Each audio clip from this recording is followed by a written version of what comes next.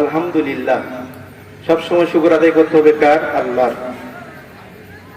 কোরআন থেকে একটা আয়াত এবং হাদিস, এর উপরেই সংক্ষিপ্ত কিছু কথা হবে, যদি আপনারা দোয়া করে দেন, পড়েন আল্লাহুম্মা আমিন।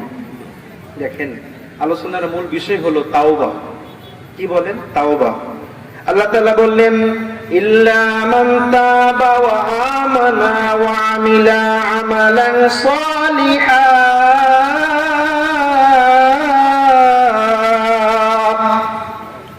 তার মানে যারা যারা ঈমান আনয়ন করে, তারা নয় যারা ঈমান আনয়ন করার পরে যারা সৎ কাজ করে, রব্বুল আলামিন বললেন আমি তাদের পাপকে আমি আল্লাহ তাআলা ভালো কাজের বিনিময়ে আমি তাদের পাপকে মোচন করে দিব।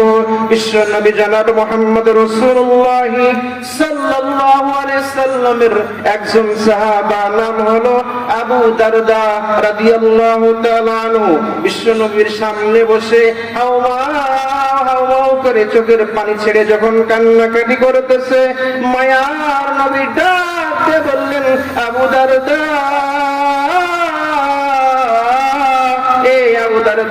তুমি কান্নাকাটি করতেছো কেন?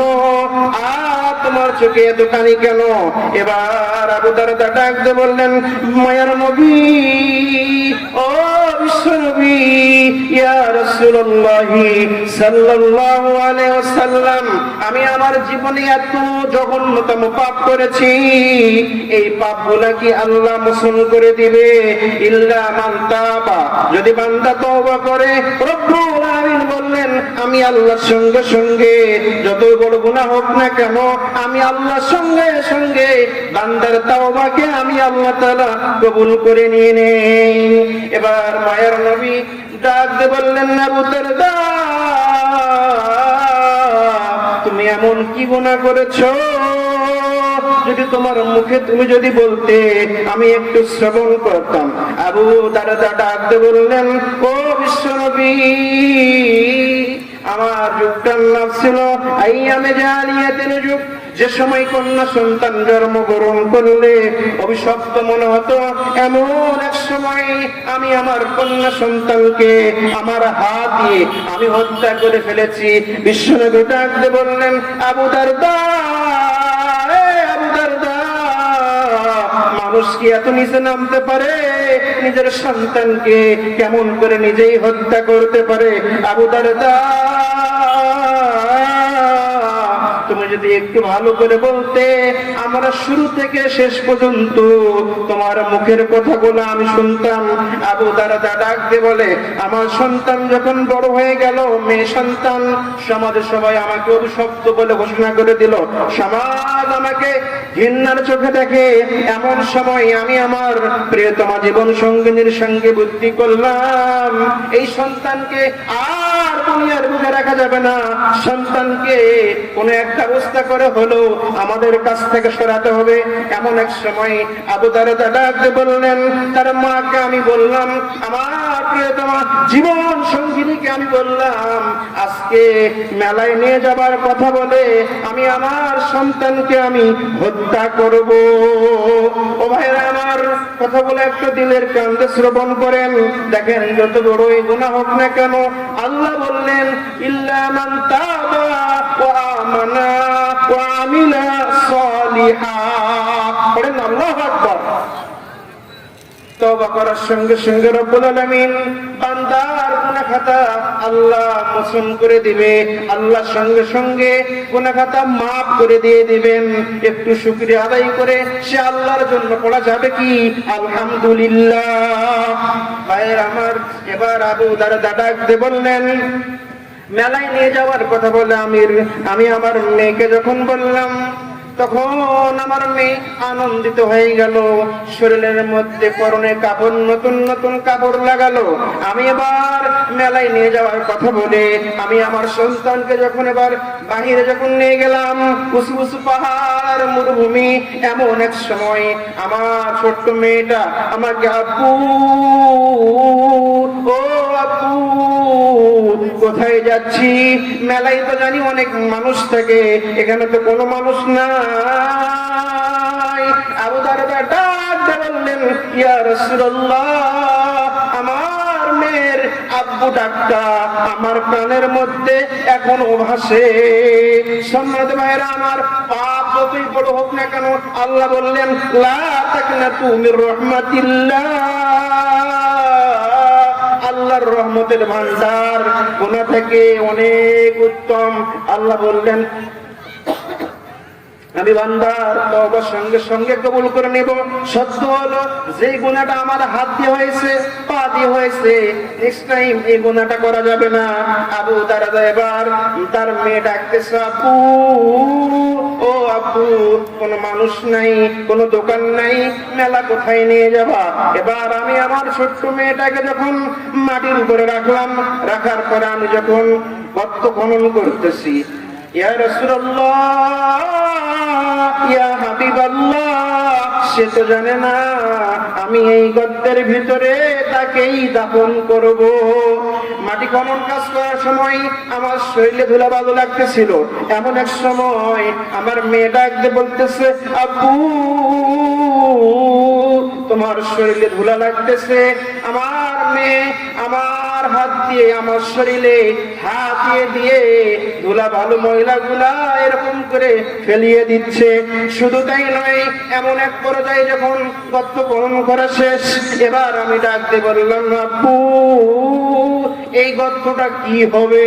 ইয়া রাসূলুল্লাহ সাল্লাল্লাহু আলাইহি সাল্লাম, তখন পর্যন্ত আমার অন্তরটা এতটুকু ঠান্ডা হলো না। আমি পাষাণ ছিলাম। এক পর্যায়ে আমি আমার মেয়ে কন্যা সন্তানটাকে যখন এইরকম করে ধাক্কা দিয়ে যখন গর্তের মধ্যে ফেলে দিলাম, এমন এক সময় গর্ত থেকে মেয়েটা ডাক দিয়ে বললেন, আব্বু বুঝতে পেরেছি তুমি আমাকে মনে হয় মেরে ফেলবে। ও আব্বু তুমি আমাকে মেরো না, মেরো না, আমি আর কখনো তোমার পরিচয় দিব না, তুমি আমার বাবা, তুমি আমাকে জীবন ভিক্ষা দাও।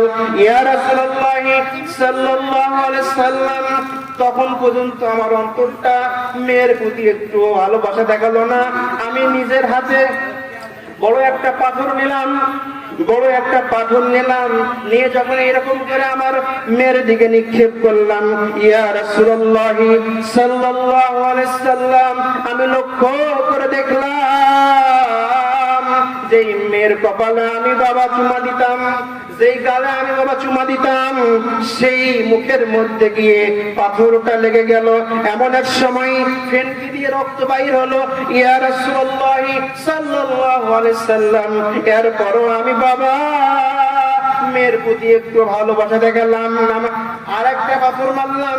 মারার পরে আমার কাঁধের মধ্যে আমার মেয়ের শেষবারের কথাটা এখনো ভাসে।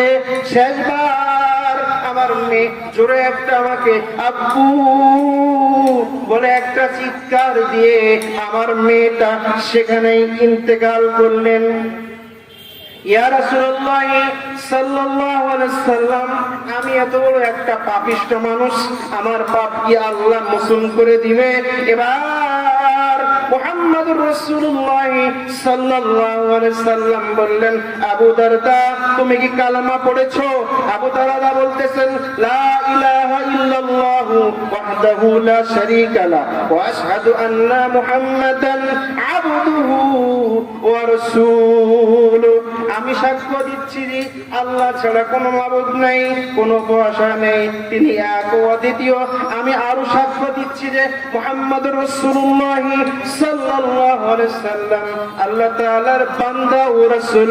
এবার মায়ার নবী ডাক দিয়ে বললেন, আবু দারদা তোমার জীবনের সমস্ত গুনাহগাতা আল্লাহ তাআলা মাফ করে দিয়েছে। সুবহানাল্লাহি ওয়া বিহামদিহি। উপস্থিত ভাইরা আমার, আমরা যতই বড় গুনাহ করি না কেন, যদি আল্লাহকে ডাকি, আমার আল্লাহ ডাকে সাড়া দিবে কি দিবে না? অবশ্যই দিবে। এই কারণে আমাদের তাওবা করা দরকার আছে না নাই?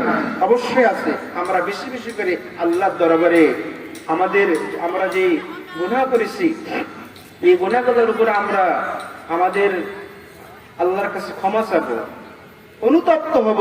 রব্বুল আলামিন সঙ্গে সঙ্গে আমাদের জীবনের জিন্দেগির গুনাহ থেকে আল্লাহ তাআলা মাফ করে দিবেন। আমরা বলছি আল্লাহুম্মা আমিন। সম্মানিত ভাইয়েরা আমার, এই আবু দারদাটাকে জানার দরকার আছে না নাই? সাহাবীরা বিশ্বনবী জনাব মুহাম্মদুর রাসূলুল্লাহ সাল্লাল্লাহু আলাইহি সাল্লামের কাছে আরজ করলেন। একজন সাহাবী, ইয়া রাসূলুল্লাহ সাল্লাল্লাহু আলাইহি সাল্লাম, আমার সন্তানরা ছোট ছোট, আমার আরেক ভাই সে এখন পর্যন্ত কালেমা পড়ে মুসলমান হয় নাই, তার খেজুরে গাছ আমার বাড়ির ভিতরে আসে গেছে। এরকম করে এক পর্যায়ে গাছে যখন খেজুর পাকে, ওখান থেকে খেজুর গুলা যখন পড়ে যায়, আমার ছোট ছোট সন্তানটা এরা তো বসে না, এরা নিজের মনে করে যখন খেজুর গুলা খাইতে যায়, এই পাশের মালিক আসে, মুখের ভিতরে হাত ঢুকে দিয়ে মুখ থেকে খেজুরটা বাইর করে নিয়ে যায়।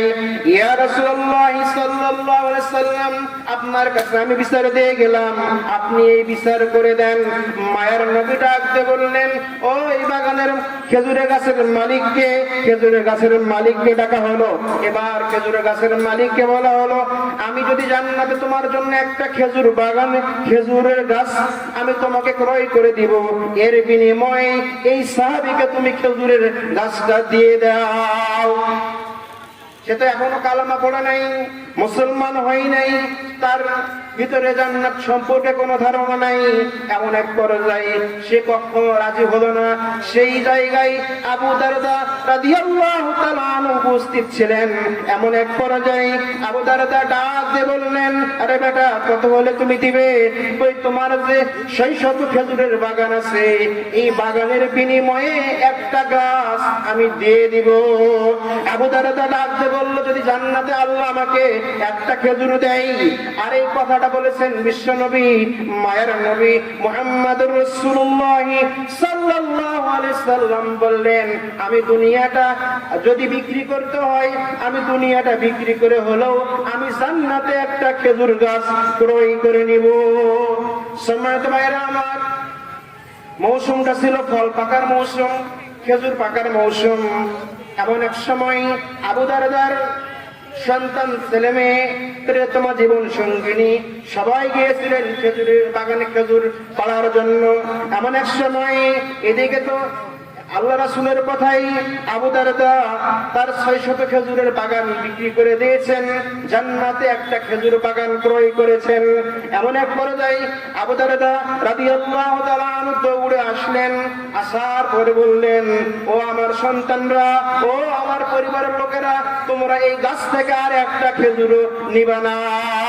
সবাই ডাক দিয়ে বলল, বাবা আমরা খাবো কি? প্রিয়তমা জীবন সঙ্গী ডাক দিয়ে বলল, ও প্রাণের স্বামী, আমরা খাবো কি? ওই দুনিয়ার খেজুরের গাছ আমি আল্লাহ রাসূলের জন্য, রাসূলের মহব্বতে আমি বিক্রি করে দিয়েছি, জান্নাতে একটা খেজুরের গাছ আমি ক্রয় করে নিয়েছি। সুবহানাল্লাহি ওয়া বিহামদিহি। এই ছিলেন আবু দারদা। আল্লাহ পাক আমাদের সকলকে আল্লাহ এবং আল্লাহ রাসূলের প্রতি, আল্লাহ রাসূলের প্রতি ভালোবাসা এবং ইত্তেবা করার তৌফিক আল্লাহ আমাদের বেশি বেশি করে দান করে দেখ। আমরা পড়ছি আল্লাহুম্মা আমিন। ভাইরা আমার, বলেন তো আমরা কোন নবীর উম্মত? বলেন না, কোন নবীর উম্মত? ওটা কোন নবীর উম্মত? আমরা সকলে বলেন তো, আমরা